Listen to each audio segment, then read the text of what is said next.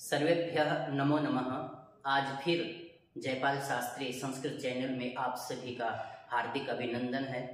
हम पहले सूक्तियों के विषय में पढ़ चुके हैं, आज फिर सूक्तियों के विषय में पढ़ रहे हैं। महाभारतम, हम आज महाभारत की जो सूक्तियां हैं उनके विषय में पढ़ रहे हैं। महाभारत को जय और भारत इसके नाम से जाना जाता है।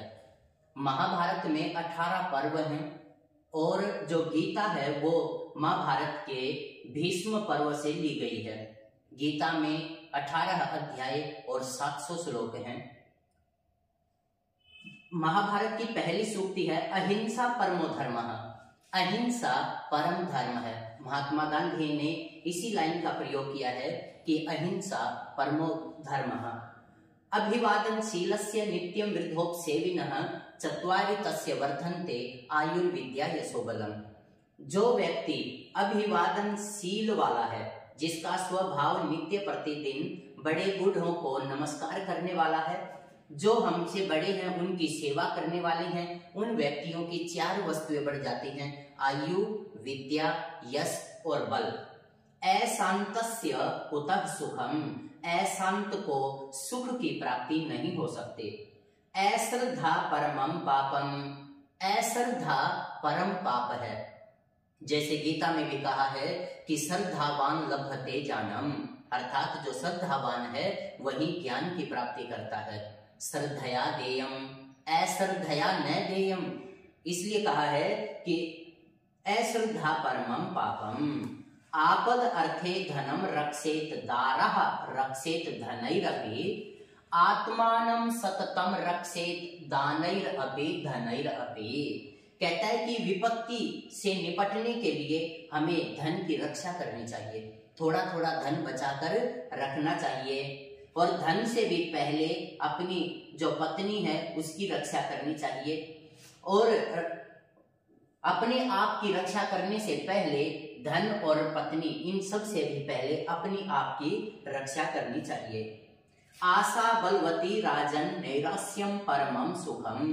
कहता है कि आशा बलवती है, इसलिए हमें आशा को नहीं छोड़ना चाहिए। एकः स्वादु न भुंजित, अकेली कोई भी स्वादिष्ट वस्तु हो तो वो अकेला उसका भोग नहीं करना चाहिए।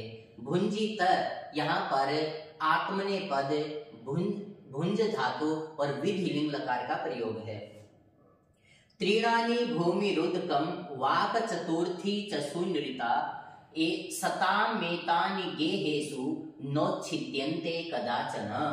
कहता है कि सज्जन व्यक्तियों के घर से इन वस्तुओं की कभी कमी नहीं होती।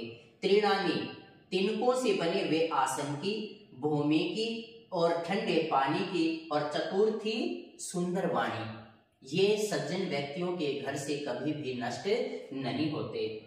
दीर्घ सूत्री विनश्यति, जो दीर्घ सूत्री है, विलंब से कार्य करने वाला है, देरी से कार्य करने वाला है, वो व्यक्ति नष्ट हो जाता है। नास्ति मातृ समो गुरु, माता के समान कोई गुरु नहीं है। वृद्धा न ते ये न वदंती धर्मम, वे लोग बूढ़े नहीं हैं जो धर्म की बात नहीं कहते। अर्थात केवल सिर के बाल पक जाने से ही कोई बूढ़ा नहीं होता, बल्कि ज्ञान से बूढ़ा होता है। इसलिए यहाँ कहा है कि जो बूढ़े हैं वे बूढ़े नहीं हैं, अर्थात जो धर्म की बात न बोले। वृत्तम यत्नेन संरक्षेत वित्तमेति च याति च, हमें अपने चरित्र की बलपूर्वक रक्षा करनी चाहिए, धन तो आता जाता रहता है। सर्वः सर्वं न जानाति सर्वज्ञो नास्ति कश्चन, कोई भी व्यक्ति सब कुछ जानने वाला नहीं है, सर्वज्ञ परमात्मा के अतिरिक्त कोई नहीं है।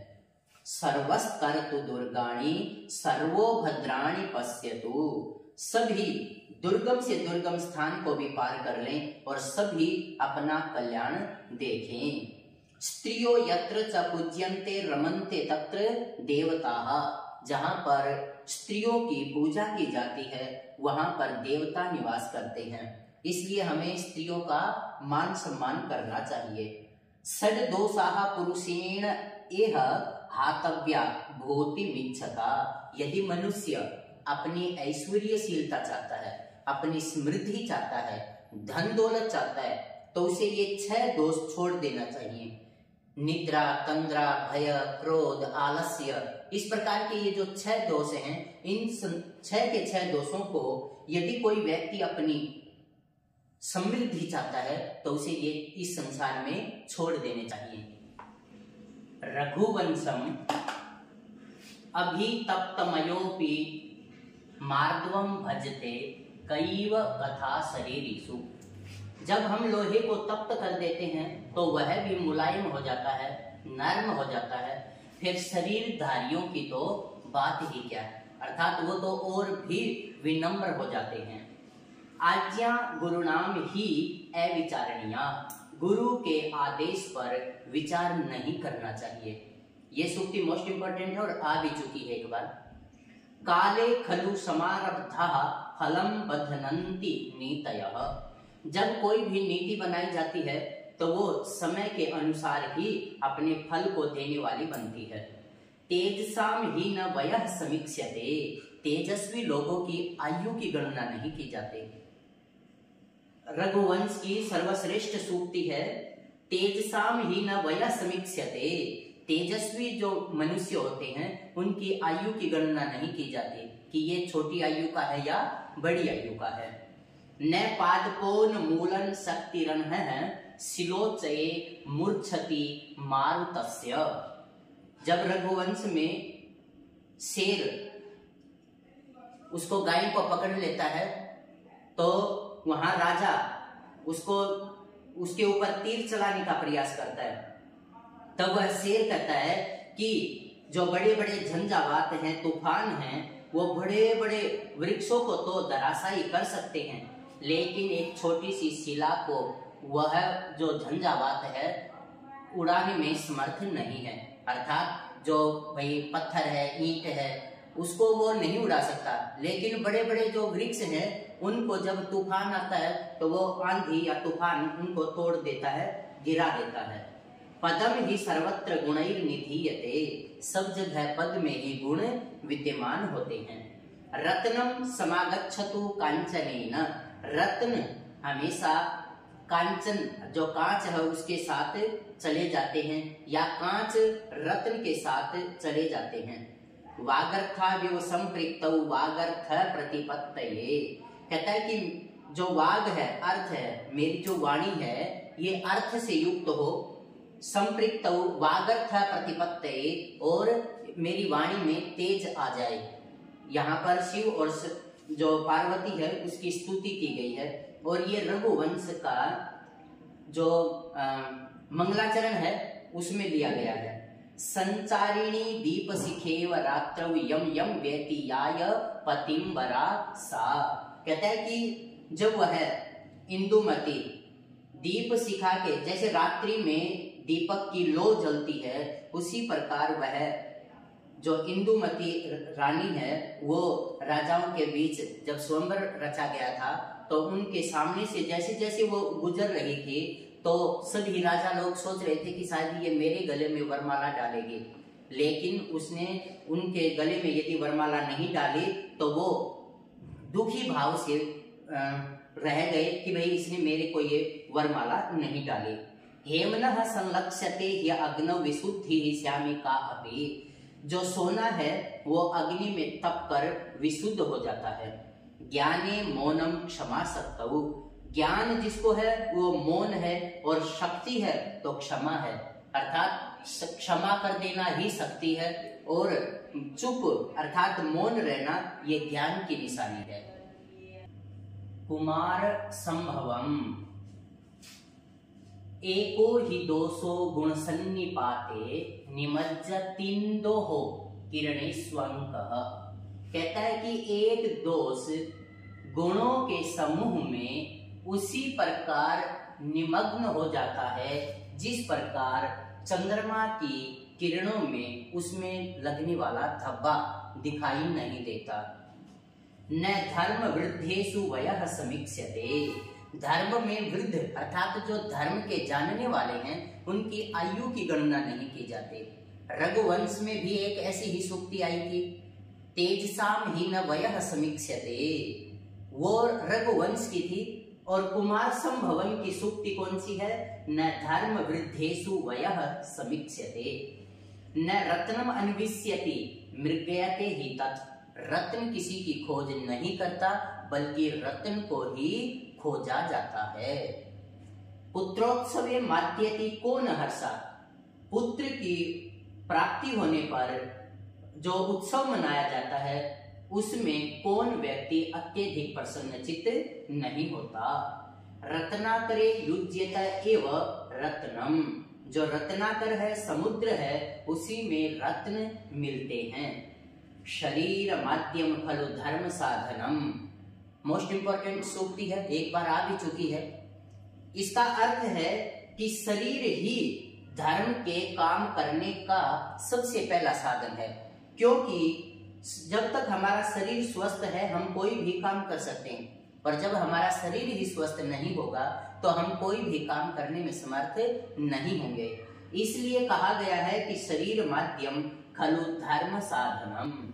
मेघ दूतम, आषाढ़स्य प्रथम दिवसे, आषाढ़ महीने के पहले दिन, कश्चिद कांता विरह गुरुणा स्वाधिकारात प्रमत्तः, कोई नायक अपनी कांता के विरह के कारण अपने कार्य में प्रमाद कर देता है। कस्य अत्यंतम सुखम अपनतम दुख में कांततो वा नीचैर्गच्छत्य ऊपरी च दशा चक्र नेमि क्रमेण। कहते हैं कि कौन ऐसा व्यक्ति है जिसे अत्यधिक सुख मिलता है या अत्यधिक दुख मिलता है। सुख और दुख तो चक्कर की नेमी के समान है, दोनों ऊपर नीचे होते रहते हैं।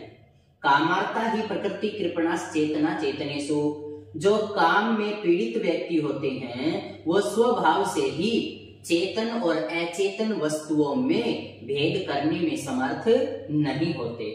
मंदम मंदम नुदति पवनः, वायु धीरे धीरे चल रही है। मेघा लोके भवति सुखिनोप्य अन्यथा वृत्ति चेतः, मेघ को देख कर सुखी लोगों की चित्त की वृत्ति भी विकार को उत्पन्न हो जाती है। रिक्तः सर्वो भवति ही लघुः पूर्णता गौरवाय, रिक्त लघुता का सूचक है और पूर्णता गौरव का सूचक है। याच्या मोघा वरमधिगुणे नाथ में लब्ध कामाः, कहता है कि यदि आप याचना करें और किसी श्रेष्ठ व्यक्ति के पास जाकर यदि वो निष्फल हो जाए तो भी श्रेष्ठ है, लेकिन नीच व्यक्ति के पास जाकर भी यदि आपकी कामना पूर्ण हो जाती है तो भी अच्छी बात नहीं है। वक्रः पंथः यद्यपि भवतः, ये रास्ता आपका यद्यपि लंबा पड़ेगा लेकिन फिर भी आपको इसी रास्ते से जाना चाहिए। रास्ता टेढ़ा है लेकिन फिर भी आपको इसी रास्ते से जाना चाहिए। सूर्या पाए न खलु कमलम पुष्यति स्वाम अभिख्याम, कहता है कि सूर्य के अस्त हो जाने पर कमल नहीं खिलता, उसी प्रकार अपने पति से रहित होकर जो कांता है वह भी ज्यादा प्रसन्नचित्त नहीं रहते। स्त्रीणाम आद्य प्रणय वचनम विभ्रमो ही प्रियेषु, अपने पति को अपने जो प्रणय वचन है उनको जताने का स्त्रियों का ये अपना ही एक तरीका होता है। ये सारी की सारी सूक्तियां आपकी मेघदूत की थी।